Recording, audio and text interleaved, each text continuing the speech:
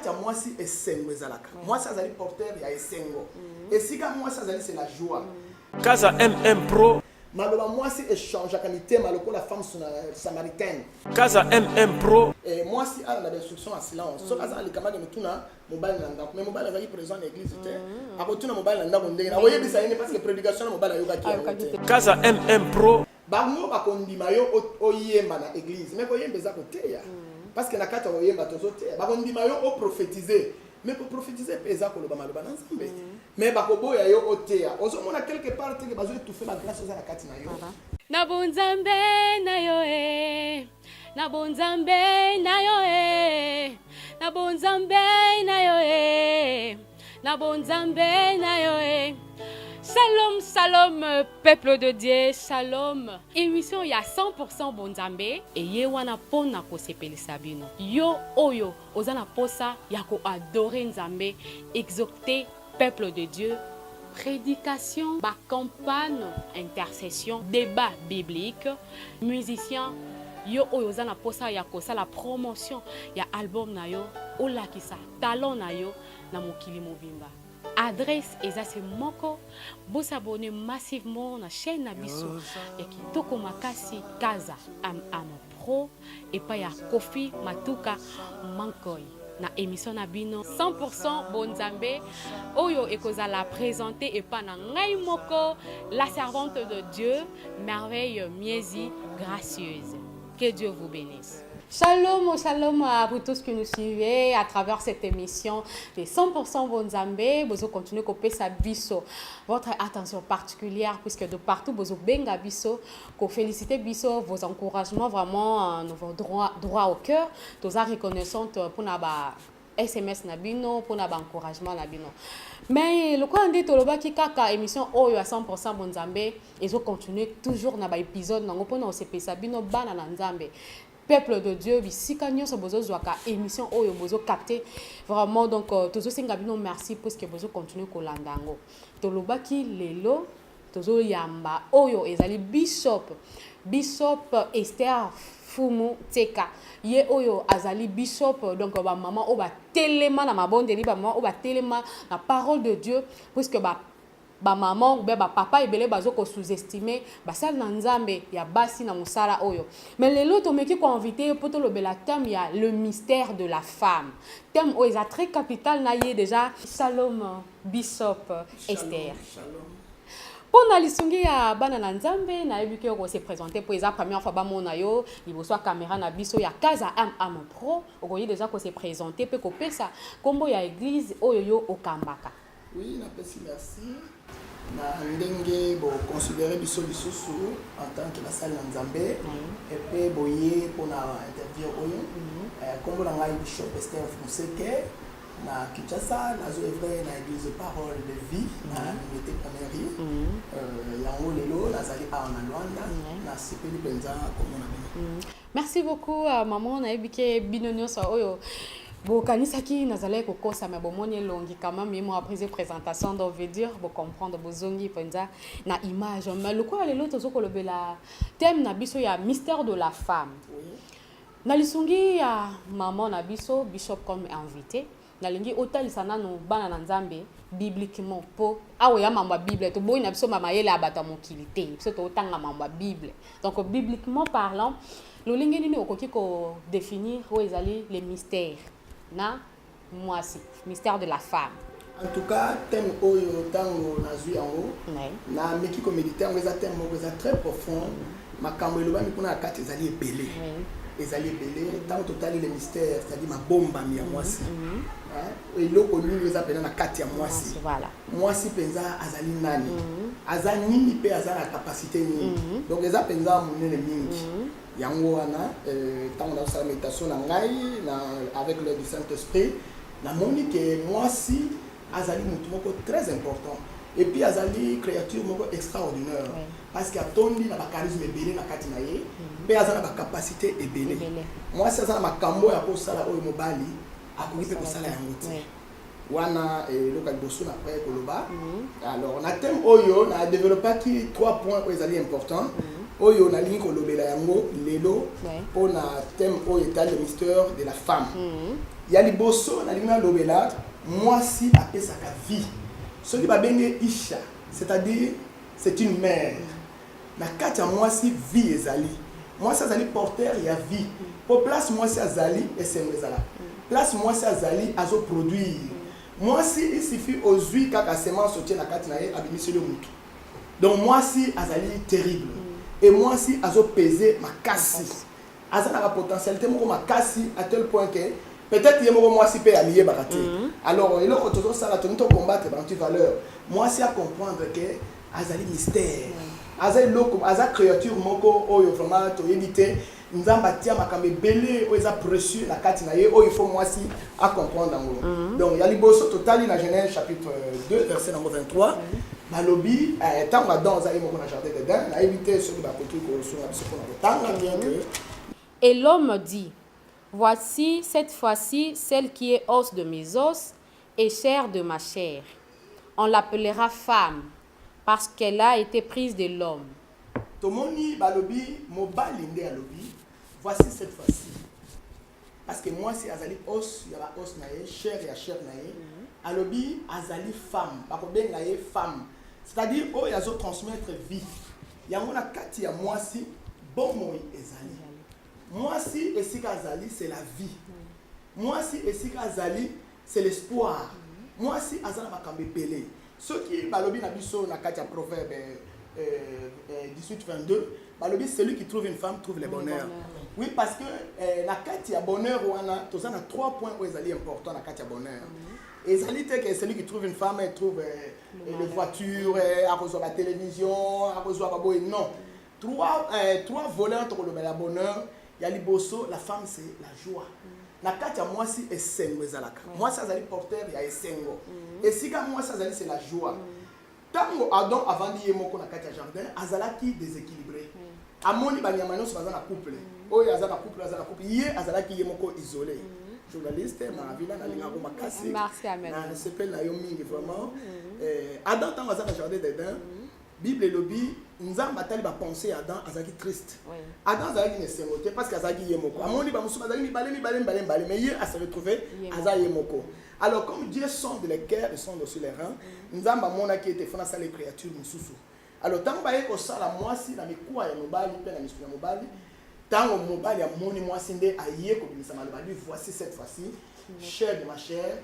Os de mes os, on appellera femme. C'est-à-dire, aïe au équilibré, aïe au compléter moi si, aïe au combler vide. Moi si na kati na ye azana la capacité à combler la vide.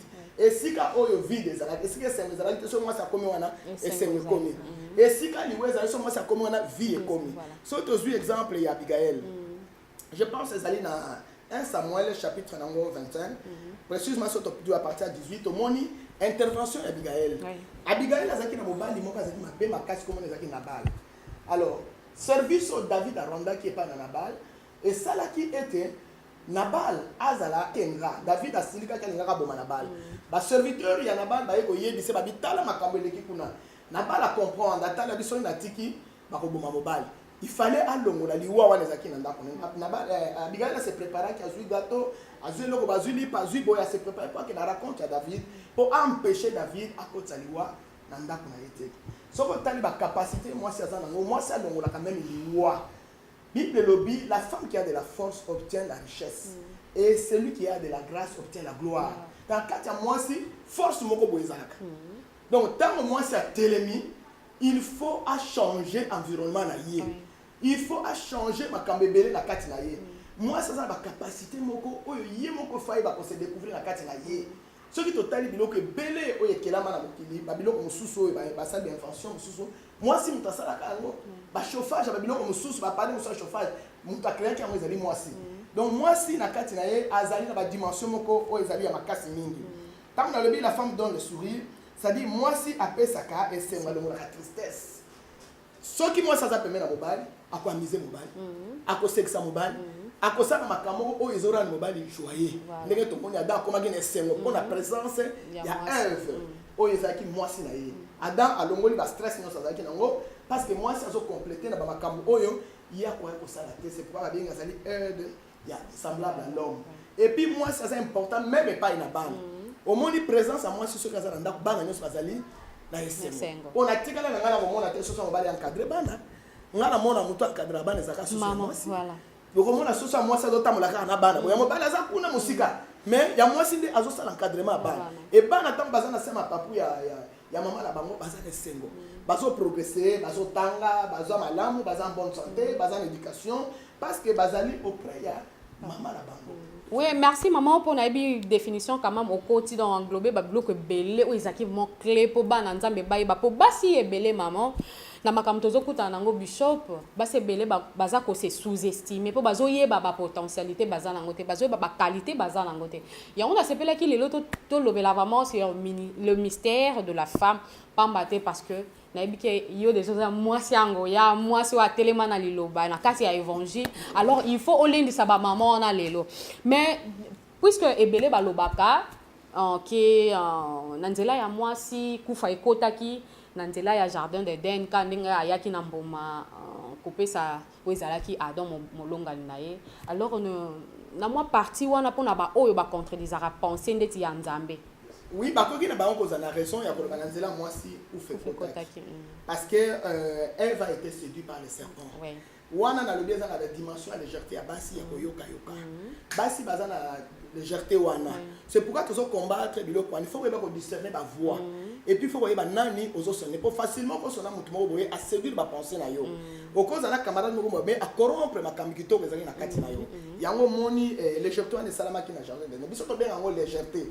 Pona nini akoka ko discerner voix ya nzambe te na voix ya ennemi c'est pourquoi azoaki accès wana. Mais en fait, nous avons pas attiré ma démarche là été. Parce que quel que soit Nanzela mwasi, lui est content mais Nanzela mwasi pe bon est content. Parce que Nanzela est Marie, né Jésus Christ a yaki. Et puis baloba qui na Marie, ange a le Marie tu as eu grâce, le Seigneur est avec toi. Grâce on est ngo bani, c'est-à-dire oh sa condamnation est longue, c'est quoi comme la tangolu et kaka Nanzela wan. Parce que nzamba sala ya kaka eloko oyo ba bebisi. Ezali na kopesa exemple journaliste Marafila. Ndenge Moïse a tenu liboso ya Pharaon. Bible lobby, Pharaon bimisi ba nyoka. Même nyoka pe nzamba bimisa parce que Dieu pouvait aussi bimisa lion. Ako bimisa panthère, ako bimisa léopard mais abimisa ki kaka nyoka parce que c'est un instrument au diable a utilisé qui. Biso to simba ennemi na arme na ye. Le col ennemi a utilisé qui œuvre. Nzamba pe a utilisé kaka mari. C'est-à-dire c'est la restauration et c'est la réhabilité de la femme. Mais maman, on sait pas le lobby par rapport à Marie avait une grâce. Alors pour tout côté na kati ya évangile. Nani oyo bakoyeko benga mwasi ya grâce. Pendenge nini mwasi akoyeko obtenir grâce wana na kati ya évangile. Oui, Bible lobby na Timothée ba lobby mwasi akozwa grâce en devenant mère. C'est-à-dire pour moi si azwangolu il faut accepter Jésus-Christ la vie comme Seigneur et Sauveur. Wana a commis une mère. Alors la capacité nzamba teng na kati ya mwasi et ko travailler librement. Mais sans Christ na kati ya mwasi akoko ma mère te pas cause la sauver, te pas cause la grâce te. Au grâce au mari azwaki parce que azwa akoma ki enceinte. Sainte wana mutazali na kati ya Christ. Balobi okobota mwana okopesa comme Emmanuel qui signifie Dieu parmi nous. Donc sans nzambe merci Bishop, j'espère que bidona ça oboza branché scotché bo lemba bisote bo mona ja émission on ezo ke na ba vibration pour maman azo loba donc azo obiso na Congo maman nga me karoloba Marie vraiment donc je salue en passant maman wangu Marie ma mère que j'aime beaucoup ou loba donc teta dio ko katula mwandi donc azo panza penza l'union ko veut dire ka misa misisa dans ba nzambe j'espère ba comprendre déjà ba o ba linga ko se sous-estimer mais maman tout me ka kozwa. Et si quand moi si dans l'évangile dans la femme moi si wana wazana ba potentialité belé et si quand ni auto côté na kati ya évangile. Merci journaliste pour la question on a CP là on va casser. Selon la Bible moi si azana 3 points azana bisika mi sa tout opposé.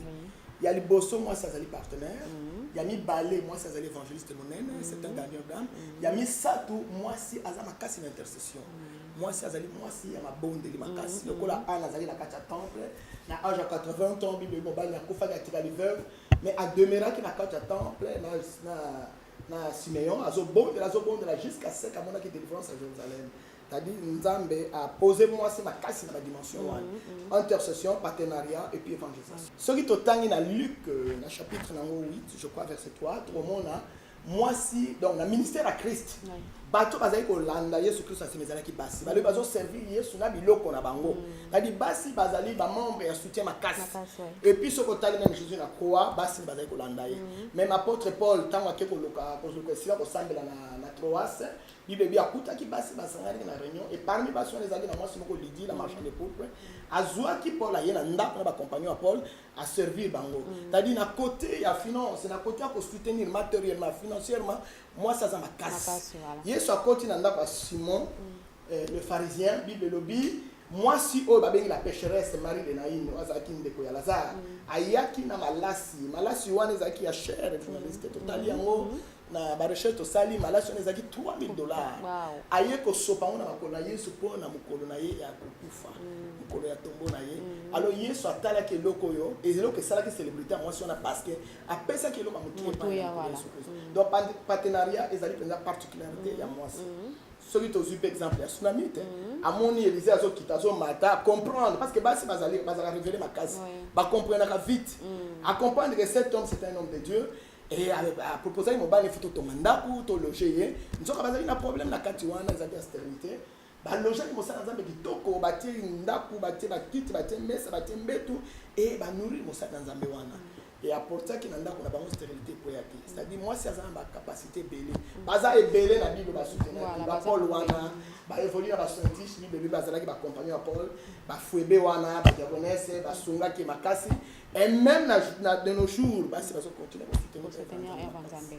Merci beaucoup Bishop Naibike batenir c'est donc obabi zeba poma Naibike oki mama osepele po azaki na badoute abi est-ce que penza maman na penza okoka est-ce que Bishop okoka penza mais ce soir que quand même na ba o azoloba déjà aux a convaincu Bishop ne ko ba mpaka Bishop ezaka ministère te voilà na lingi pena profiter pour expliquer Bishop ne ko ba mpaka mais ministère ezali pastoral pastoral voilà merci pour la précision dans na ebike bozu quand même éclaircissement na oboye ba quitter en plus et ba gisa minisusu mais Bishop na lingi o me ko contredire pour na ba religion belé o lelo na ba assemblée na bango bazo telemela moi si ate les maliboso ateya pe apesa mamo penser na ye liboso il y a beaucoup d'hommes o ba vandi liboso na ye alors penser wana o ba jusque là ba sal na nzambe belé ba religion belé bazo telemela ngo comment to kolo banango si bon eloko yo vraiment et comme ça rabiso parce que Bible dit marchons selon l'esprit et non selon la chair biso makambo yo ya nzambe o ndenge to bi bon nzambe na nzambe c'est-à-dire bon nzambe ya kofuluka to tambola na nzoto te ba raisonnement ba mimango selon la chair et non selon l'esprit yango moni apôtre Paul a commis lettre apôtre Pierre plutôt a commis à lebi et belé ba comprendre ba lettre à Paul te alors ba comme ko tordre sens nango pour na propre ruine na bango bango ba comprendre Paul te parce que tant Paul a lobby moi si à la instruction en silence so kaza likama de mutuna mobile nanga mais mobile azali présent dans l'église te abotuna mobile nanga ndenge na voyez bisa parce que prédication mobile ayoka ki au moins que bazo raisonner selon la chair ce qui apporte Paul à lobaki c'est parce que oui total te comprendre to sali constant na kati de l'église basi basola ka pama mingi au moins en pleine prédication moi si azo sola musa azo raconter histoire mais monter azoteya alors et le point ça que même distraction na kati de l'église c'est pourquoi Paul a blamaki précisément ba chrétien à Corinthe bazali ba chrétien moko bazali ki koloba mingi na kati ya lingomba yango lobi na permettre te moi si aloba pe alanda maté alanda l'instruction en silence avec une entière soumission pour na nini makambo bazo ba ekota ye parce que diable azo sala mingi na kati na ngomba pour créer la distraction na kati na ngomba il y a des sorciers na ngomba ba bazo na ba objectif ndenge na ndenge alors ba koluka ba créer ba biloko moko pour que évangile échappe parce que eloko ya diable journaliste na websa yo satan boya na mvina ye na mokili oyo mutu ayi ba vérité te yango soki Christ aloba ki vous connaîtrez la vérité et la vérité vous affranchira parce que ayebina soki mutu ayi vérité ko kangolama alors il faut créer biloko moko na kati église pour vérité échapper ba au moins eloko ba lobela ki point na yo na kati ya masolo na kati ya distraction échapper c'est pourquoi apôtre Paul azaki très difficile très dur à pesa li discipline wana ke ba garder silence mais ezalaki viser na évangile parce que na kati évangile na kati ya bible ba te ya basi bazeli couple au priscille na classe parce que kotia le bananzam ba on balé moi c'est mon père ezalaki couple moko missionnaire ba sotia le bananzam exactement ba te ya basi bazali ebele na bible même on t'a commandé livre Esther ezali extérieur moko donc batei bazali ebele oyo nga na kokoloba lelo ezali débat moko ememaka bato na distraction ememaka bato na distraction yo nalingaki omeka kotia mwa parenthèse wana mpenza mpo bana nzambe bakomprendre mais nalingi sikoyo omeka kolendisa mama wana oyo yango asambelaka na religion wana oyo bapekisaka bango ke non mwasi akoki kotelema liboso ya mibali te mpo aloba apprendre parole te nakoyebisa yo mama yo moto oyo oza na kati na ngomba wana nakoyebisa oke bon ezali mpo na ngai nakobenga ngo fausse doctrine mpo na nini parce que bazotelemi na doctrine ya Christ bible bi na Galate ni homme ni femme na ni juif ni grec tous nous sommes un mais na kati na yo oza na bakapacité moko na kati na yo oza na bagrâce oza na badon oza na makambo nzambe atia ezosala nango eloko moko te peut-être derrière eza na bafoule oyo bazozela yo babongo na motema na nzela na yo mais bazali freiner parce que oza na kati ya bisika wana yeba mama ko comprendre bango bakondima yo oyemba na église mais koyemba eza koteya parce que na kati ya oyemba tozoteya bakondima yo o prophétiser mais pour prophétiser eza koloba maloba na nzambe mais bakoboya yo oteya ozomona quelque part te que bazo étouffer la grâce oza na kati na yo yango na kosenga mama moko vraiment se révolter parce que souci na biso ezali mwasi akota na terrain mwasi atelema mwasi aloba maloba mwasi ezo convaincre maloba mwasi échange mitema lokola femme samaritaine tango atelemi ayoki akuta na Christ ake alobi ezalaki na groupe ya mibale ebele babongolaki motema na bango lokola basi lokola Marie de Magdala bango nde baannoncer résurrection ya Christ il fallait baya vers mibale bien que mibale batiaki te mais bake kuta makambo loba eza ya solo c'est pas facile bandima yo mama parce que na kati na yo soko lobi eza na bafoule ndeko ya ndenge bayaki na sima femme samaritaine basi bato bayaki ebele mais na orgueil na bango balobi te toyete mpo na yo mais soki nga na ye koannonce te bible bi na Rome balobi soki bango batei te bato bakoyeba ndenge nini et soki batindi bango bateya te donc c'est-à-dire que oza kofreiner makambo ebele na kati na yo telema kota na terrain loba teya na kati na oza na grâce ebele nzambe aolakisanga bangolo eza ebele na kati na yo zala révolté te maloba na nzambe nzambe azoattendre quelque chose dans nzela na ye. Amen, Bishop, merci. Et puis il y a Célesunda depuis Autriche, merci Babi. Et puis il y a Karsi Disque, Jogondonga là, la jambe électrique et tout à Kotaka. Vraiment Julda, Makie Sempembele, Prefna, Kodia, depuis Brazzaville. Gros bisous à vous. Mais maman, on a ligné quand même au Mekako, pesa biso moi contexte moko. Il y a réconfortation quoi. Sur il y a la femme sage bâtit sa maison pour ébélé pour comment ko zwa na ba contexte na bango mais na contexte ya biso ya lelo to baki kaka donc bonzambe nde mingi alors nini okoki kopesa comme contexte biblique selon Yope lisusu ya maman Bishop sur la sage femme bâtit sa maison. Oui, passage wana batubele peut-être bazorango à la légère comment lokola le bien on a mariage et puis sili nzoka eza penza na ba parole prophétique makasi na kati so balobi la femme sage bâtit sa maison d'abord ndako ali bosser sa vie na yo moko vie na yo il faut bâtir yango bien c'est-à-dire il faut oza na Christ na kati na yo et puis oyeba ko veiller na vie na yo autant n'importe comment te osa n'importe quoi te ozwa vie na yo vraiment jalousement pour osaler le moko précieux osaler le moko mutuya.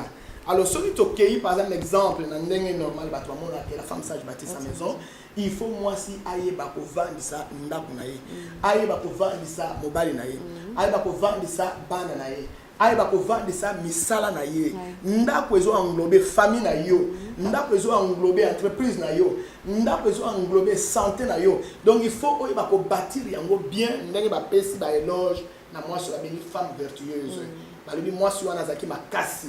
Moi si wana mobali na zaye ko le bala bienheureuse bana ni bazaye ko kumisa ye ba porte na sayo ke bazaye ko louer pona ni balobi azaki na valeur ko le ka ba perle azoko la mkatongo batunyo balali abandi ko arranger ndaku na ye alinga kite na ndaku ni loko lezanga azoki ne ko ozwa biloko musika azoko ya koteka alingi te mafuta za na ndaku na ye alingi ko manger te alingi te ndaku na etiola ma ça dit c'était une femme capable. Celui qui a bien ko bâtir ndaku na yo et lui il faut encadrer madame environnement na yo oyo zo gérer terrain na yo oyo zo pistonner il faut za makasi il faut vraiment ozala ozo peser makasi place wana nde balobi ko bâtir ndaku parce que ce total na scène ngo parti na ngo balobi la femme insensée la détruit par ses propres mains. C'est-à-dire, moi, si on a zoba à Bomakana, nous autres, on a eu. Tous on est belé, à Kamati, nous autres, on a commis un instrument de la prostitution. Azo détruire nous autres, c'est ça la maison. Bible le dit, ne savez pas que vos corps est le temple du Saint-Esprit. Ndako ya liboso, c'est toi-même, évangéliste Maravilla. Ndako ya liboso, c'est nous autres, on a eu mon corps. Donc, tant qu'on expose à n'importe quoi, on détruit yango. Et le lieu se retrouve dans la maladie, le lieu se retrouve dans l'échec. L'homme se retrouve aux accolés aux accolés regrettés. Donc il faut veiller là dans d'autres naïos. Et puis balobi azo détruire nda kuna et c'est-à-dire nda kuna yomoko oyebi ko encadrer yangote. Ozo peut s'accéder à n'importe quoi et n'importe comment pour na koya ko bebisa nda kuna yo. Yangwana tokoloba entre parenthèses que son âme repose en paix. Maman Hollande Elisabeth tango apesi ba enseignement ba interpréter qui on m'a bien Maravilla baloba ki yo alingi batu na ndako te non il faut ko ba batu nini ozo loger na ndako na yo ezapena batu ebele bazo ya na mission na ndako pona ko yeba comment tu vis ozo va na ndenge na mobali na yo et ba camarade mo so loger na ndako aye ko détourner mariage na yo aye ko tabino na songi et ba makambo ezali ebele yango faut moi si a veiller na ndako ne ba casse ba sentir présence na kata ndako c'est pas facile. Vie à légèreté na kati ndako ici mbakate.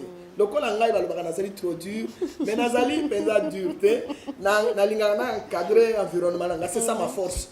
Dureté on est daka ngai po na battre ndako na battre environnement na pour que n'importe quoi écotate, c'est ça. Donc c'est un peu ça que na koloba parce que tout ça peut na cherté. Vraiment, mais quand même dans à 100% bonne zambe. Donc ba question c'est belé ba maman et belé pe ba meka qui copé ça moi ba préoccupation na bango vraiment le kola to bande ko le bela we zali terme très capital le mystère de la femme. Na bi ke moi si ndongo tangeza na ba potentialité belé mais ba lobi maman na kati ya église ba constant oyo ba na nzambe bazo sala ba bi na kati ya église bino ba maman oyo bote ya kapé na yebi kia musu bosala rapé moi ba constant na babi basi mingi ne moto ba bazala ka saisir na église basi mingi ne ba kweyaka na kati ya église pourquoi pas ezala ka musu ba papa ba kweya mais mingi ne ba maman ba kweyaka.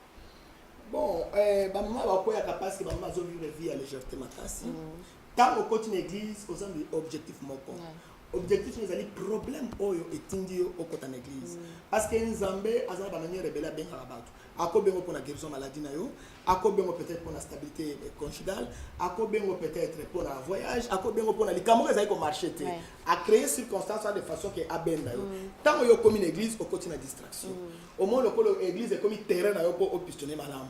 Alors, au comique là, tu as bima sexy, au côté na groupe, au comique sur n'importe comment, au comique comme ça pasteur le camarade na yo, moyen au saisir malobo ya zolo bana vie na yo exact. Ngolu eza la carte moyen transmettre na carte exact. Au comique camarade ba pasteur, au comique makam kili tel que mkolomoko na bureau to va na apôtre moko na moni maman moko aye ko kota, ala ti robe vraiment ezali sexy ma belle sur la banda. Ngai écoute na bengana ngabi mais eza bureau ya apôtre. Comment koko yana blues o ma belle ezali banda. Donc on lui va séduire de tout donc chose à la carte na ye. C'est-à-dire bazo comprendre ma beba kanisi l'église ezali mai. Et na pesi on a ba sira nyonso bazo koya bazo na mai. Parce que l'église ezali maïté, église ezali église. Ce qui Christ azwa ki chicote. A bengani ba tune église pour na ni alobaki ndako ya tata na ngeza sika mabondeli. Ezali sika ya kosala ba vente te ya kosala ba vente ba sexe ya kosala ba vente ba biloko ba vente kili biloko wana yango tozo temela apostasie na kati église et puis balobi abomination et qu'est-il allé très ça c'est-à-dire diable alinga se proclamer roi na kati église mais bible lobi na biso l'Éternel ne régnera pas toujours sur la terre. Mais maman mais kako sungaba na nzambe nyonso ba maman nyonso o ba pesi biso attention particulière pour bazo continuer ko pesa biso attention particulière na émission na biso ya 100% bon nzambe puisque lelo na pesa moi rappel tozo lobela we ezali tam le mystère de la femme on a Bishop Esther maman sungaba na nzambe lakisa biso lo lengeni ne po ngape kamam naza servant de Dieu na kati ya mosala nzambe alors sunga biso lo lengeni tokoki ko se comporter dans la maison de l'Éternel. Oui, nanda ya nzambe ba principe ezali ebele. D'abord Bible le bina biso na biso je crois sans balobi. Soko koti nanda ko nzambe kotanga avec beaucoup de crainte parce qu'il y a la présence de Dieu où ezala kati nanda ko nzambe nene Jésus le bi 2 ou 3 se réunir à mon nom, je suis au milieu d'eux. Alors, elo kaliboso contrôler nanu teni na yo ndenge ozo kolata. Ba teni mususu ezali séduisant. Tokori kolata ngo na kati église parce que na kati église tozali mix. Tozala ba frère, tozala ba sœur. Et puis ma sœur mingi bazo raté ma mariage na bango même na bango. Na quatre église, il faut to tambola vraiment, to kota ngona ko banga et surtout na quatre obéissance totale à maloba na Nzambe. Ko luka ko s'appuyer, ko s'accrocher na oyo Nzamba lobi et non oyo batu balobi. To ko se confondre te na une église, na bosani ke na une église. Alors conseil na ko pesa vraiment luka moyen obtenir objectif na yo ndenga apôtre Paul alobi, course nga nazo sala. Nazo sala ngo ko l'aventure te. Mais nazo sala ko na remporter prix. Prix na yo ezali likambo yo une église et enfin au gagner vie éternelle. Kozwa vie na yo na légèreté te tango yé zonga na nzela zwa souci ya problème oyo oyé na mon église. Parce que l'église ezali lieu où tu trouves la solution à problème à biso. Bible dit remet ton sort à l'Éternel et il te donnera ce que ton cœur désire.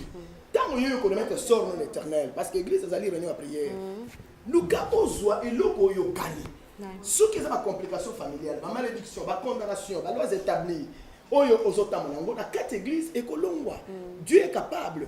Mais tant oyo koti osambrouiller, au moni bilongi, au créer amitié na quatre églises, au commis au groupe et même au keti kotonga pasteur, au keko dédaigner même passer en Zambé, au perdre le kowana parce qu'on a frappé la malédiction. Yango na kopé sa conseil, to zonga l'objectif na biso, oyo to kanaki na quatre églises.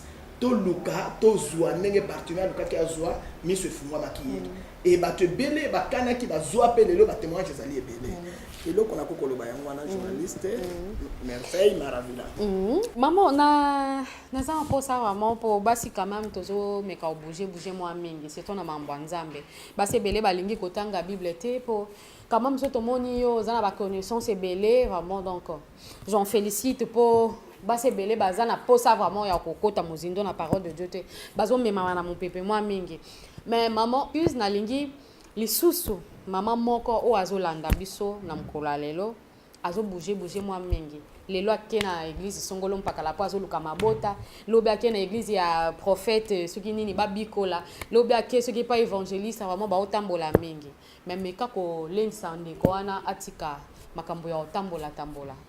Dans Hébreux 10:25, balobi n'abandonnez pas aux assemblées comme c'est la coutume de quelques-uns, mais exhortez-vous réciproquement, car autant puisque vous allez s'approcher les jours. Toko ko abandonner ba assemblée na biso te pour un miracle. Miracle, même Satan ça un miracle. Lelo ba doctrine comme yebele. Ba tebele ba yebi ke ba nzambe ba lingi prophétie mingi. C'est pourquoi ba mbikudi ba mandona ndenge baloba quand même na kikongo ba ngunza. Ba koti na kati ba église. Ba zo ko pesa ba prophétie mais ezali piton. Akoye biso prophétie, profession na koye biso ezaka makabeleka. Akoti ko prédire l'avenir c'est. Bible dit ceux qui réellement basent la prophète va prédire l'avenir. Ba yebisa biso makamego dans 2 ans, dans 3 ans, dans 4 ans, dans 5 ans. Mais au comment la prophétie na bango ba koye biso ka na famille na bino bobota ma scène. Est-ce que yo yebite na famille na bobota ma scène? Oh na famille na son mon esprit de mort. Wana to mesa na wana za la bassesse. Mais ceux qui na mon esprit de mort, na Bible pe Bible le bi, tellement loba je ne mourrai point, je vivrai. Donc tout ça va aller derrière biloko ya pamba pamba. Mais il faut pas l'accrocher na maloba na Nzambe et puis à la confiance à lingomba na ye. Homme de Dieu o Nzamba tie na lingomba na yo, Nzamba pèse la capacité. La Bible dit quand Dieu donne la vision, il donne aussi la provision. Provision o to ben la provision ezali ba makoki. Oyo il faut akamba nango. Il faut Nzamba revêtir ye ndenge na pamboli mosala Nzambe mama joli deta. Après ça vision et puis appelle la ye.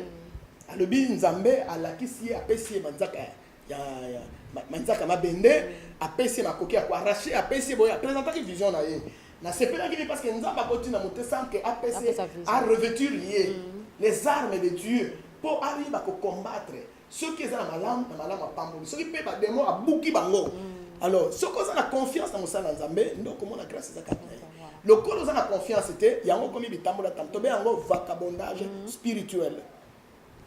Donc on a quoi besoin on a c'est que tous ont la confiance dans mangomba tous à l'église tous allés sauf ce qu'on yogi que bazo peso kisi to bazo bema na nzela moko boye wana liberté à kill tes alliés parce que même l'état zo reconnaît liberté à kill mais ceux qui maloba nzambe zo tema normalement il faut vendre wana oyo comme maloba nzambe ya nzambe bible bina baku balobi promesse wana ko s'accomplir ce que umeli zela yango et koko qui ça m'a certainement. Merci Bishop, vraiment toujours tendre vers la fin à l'émission de Bishop 100% Bonzambe. Là, je pense, Balobi, et puis il y a ma copine dedans, Christina Mboba. Gros bisous à toi, gros bisous et puis il y a Carlian Blackline Yanga, mon ami, il y a Cathy, gros bisous à toi. Maman, nayebi salor à lelo vraiment ezalaki tellement kitoko makasi na émission na biso ya lelo na thème autre lobeli pe très capital. Alors sunga ndeko o azolanda biso o aza âme perdue o meka opesa ye moi le lendisi po azonga na nzela ya Nzambe. OK. Âme perdue penza zakate to bien on va rétrograde. Ça dit bateau basila posa ya Nzambe na kati na bango par rapport peut-être na kambo bazali ko luka ba mona yango te ba lembande ba mso ba ana sema mingi na koma cassé ba sema ba koma ka cassé te. Bible bi na Apocalypse 22 ba lobi o azo sala malama continuer ko sala malama na ko encourager pe na koyebisa yo Yesu Kristo azali mafuta na nzoi. Apparemment la miso komona ngweza na couleur moko malamu te komona peut-être koza na babiloko ya banzoi na kati mais soko meki yango ezali elengi. Na lobi s'accrocher na kolo Yesu parce que Bible dit c'est lui qui a le fils a la vie. En dehors il y a Christ c'est la mort, c'est l'échec, c'est la destruction et c'est la souffrance.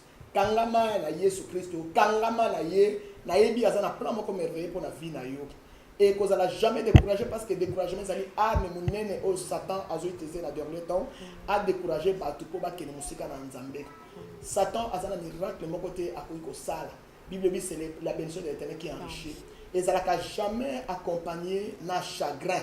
Et au contraire, balobi na livre à Timothée balobi batu belé pour na pas s'enrichir et belé ba ko na des jours insensés.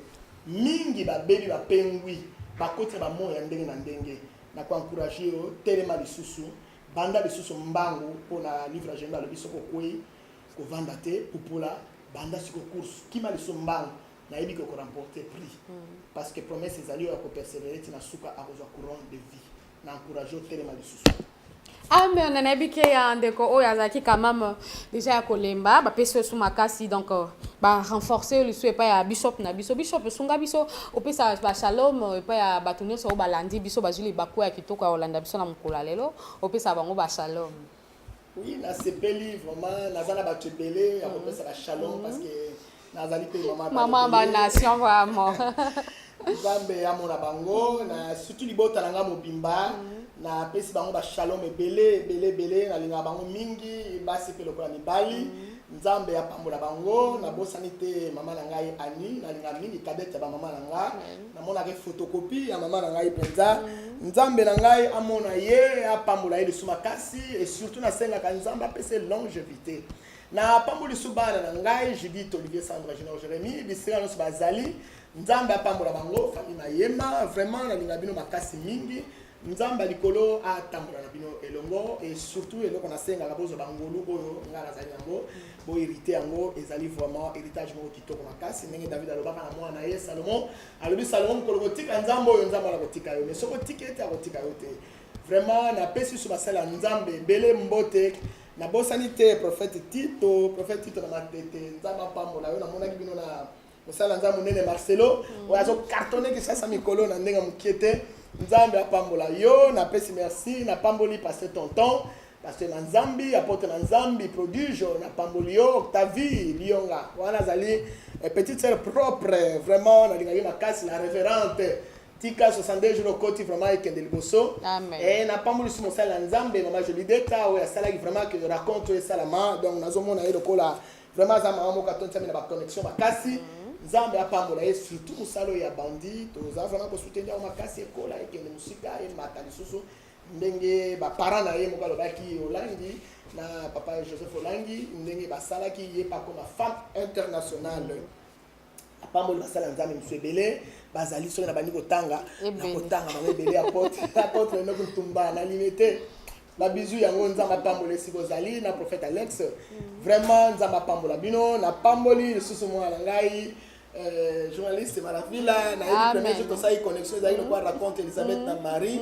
donc moi na penza ningala kina libumu Nzambe apambola ye na mona zomo ja venir na kene musika makasi amen et puis Nzambe penza vendre ça na domaine etali ya mariage na Nzambe alobela ngebele Nzambe apambola lisusu vraiment cameraman na biso aza fort Nzambe apambola ye lisusu koleka na leli fort Nzambe abaksela bango sur connexion ebele et surtout Nzambe amena bino musika lisusu parce que nazomona ozo kene lisusu musika nazana na prophète mais quelque part pe makabongo no bon Nzambe ratate on ezala vraiment Nzambe apambola Moi nangai namoni awa vraiment nalingaki makasi nasepelaka na mingi nzambe apesi bagrâce ebele. Pedro parisien nzambe apambola ye apambola lisusu Strela nzamba mona bango lisusu wana bacompagnon nanga de lutte bazala toujours nanga bacompagnon baolandalanda okaka vraiment nzamba mona bango nyonso famille nanga boyeba kidima nzamba apambola bino mama nanga José esiko ozali nzambe amona yo. Amen, Bishop. Alors, tozaki na servant de Dieu, pe sous na mpandi na à droite na ngai. Malgré to pesier parole te mais maman na za aposa opesa ba shalom pe ya batonyo so oyo bazaki libako ya Hollanda Bishop na kati ya plateau na biso comme ozaki participante. On s'est présenté directement na mon kili mon bezo landa yo. Merci Maman Maravilla, journaliste. Merci pour l'émission autour pour la Awa. Kombo nangai Madame Annie Kidima. Nazali moi c'est papa moi sa Boniface Santima. Na pesi shalom na papa nanga Etienne Vita. Na pesi shalom moi c'est maman Aziz azali chanteuse ayembaka na musique religieuse. Na pesi famille nanga Kidima Mbote. Na pesi bana nzambe nyonso Mbote. Bao nyonso bazolanda biso na émission na pesi bino shalom partout dans le monde. Vraiment, merci Mimbo bonne rapport na biso to bonne rapport na producteur pe wazo ko salisa biso émission yo place azali na pesi mbote na pesi bana za benos. Merci vraiment. Merci beaucoup maman. Alors tozonga pa ya biso pa bon na clore na émission nanga puisque na déjà ba dédicace aux zélateurs mo belé alors maman na bi ke ba maman bazara mo mke kasa kasa po baza quand même toucher na maloba oyo lobi na bango na mpoko alelo. Vraiment maman numéro na yo pona oyo quand même akoyo ko benga yo na kati ya bobomba mi aboyi mokili mobimba eye ba masolo oyo akoyi kosola na yo etant que bishop contact na yo ou bien page Facebook ndenge ezala kaka. Oui, numéro na ngai ezali 936 55 39 54 ceux qui nous ont na WhatsApp nazali na 082 244 20 46 numéro nangai yango wana. Merci Bishop on a bi batino so bazaki li bako ya Hollanda biso ba sepeli vraiment na intervention ya poko lelo je t'en suis reconnaissante pour nga mo quand même na faire partie quand même ya prédication à lelo. Merci na maman yo posaki quand même chaleureuse na kati ya émission na biso. Vraiment merci na bino na so bo pesa ki biso attention particulière ya Hollanda biso. Là na pesi merci et pas ya Aris Mbonda yende o asimbi bilili ya 100% bonzambe so bo c'est pas na ba qualité ya image ya makasi boye. Donc ba merci et pas ya Aris Mbonda. Donc coup de chapeau à toi mon pote ya Kati. Coup de chapeau à toi pour musala et sale maman qui tourne makasi. Merci na maison ya Casa Am Homme Pro. Pour yende azo pesa biso opportunité ya malamu ya ko exploiter ba talent autoza nango et puis ya Kofi Matuka manko vraiment gros bisous pe coup de chapeau à toi la pesi merci et puis ya Papa Wemba depuis Fukauma gros bisous et puis il y a japonais Okito le potentiel, Monsieur Le Kovo, mon ami de Kin. Là, je pense à toi, gros bisous. Serge Kalala, vraiment, vous êtes belé, vous êtes tellement belé. C'est une amie dans notre liste, vraiment, bon, il n'a pas mais on a encore gros bisous à vous. Gros bisous et pas ya Kerido Afonso Mbala, gros bisous à toi, gros bisous et pas ya Glodilou, waouh. Bah tu n'as pas tu n'as pas pour ça, gros bisous et ça salutation pardon. Ils étaient qui célibataires, ils allaient soumettre simoté. Gros bisous et pas ya binono ça vous posez qui libako ya Hollanda biso. C'est bon pour ça, bon passer na émission na biso, bon sa promotion ya album na yo, prédication, exhortation, intercession. Nous so bon nango pour ça na 100% bonzambe, tozo ça là, numéro de contact na biso eza na bord de l'écran, vous pouvez contacter biso na ba numéro na biso wana vraiment beaucoup zo biso facilement. Isaac Balotelli R9 gros bisous à toi ma copine na kati ya États-Unis Lydia Lando gros bisous à toi il faut mais bino nyoso bolingaka émission oya 100% bolingaka merveille na pesi bino ba gros bisous à la prochaine toza toujours na 100% bonzambe au revoir.